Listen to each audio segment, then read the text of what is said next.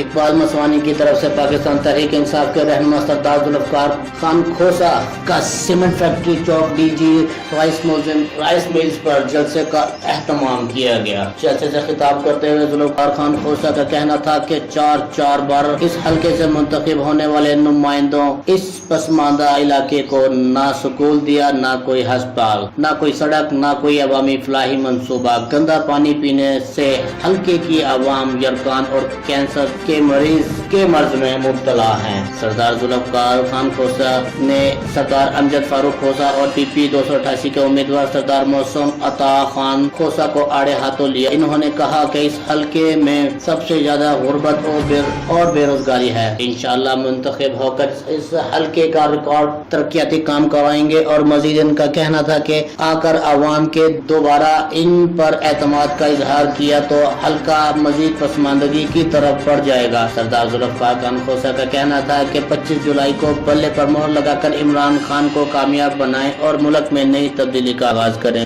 آخر ذوالفقار خان کھوسہ نے اقبال مسوانی کی پی ٹی آئی کے لیے محنت کا اعتراف کر کے جلسے کو کامیابی پر مبارکباد دی۔ کیمرہ مین ٹیم کیمرہ اقبال بلوچ، راز نیوز، ٹیرا غازی خان۔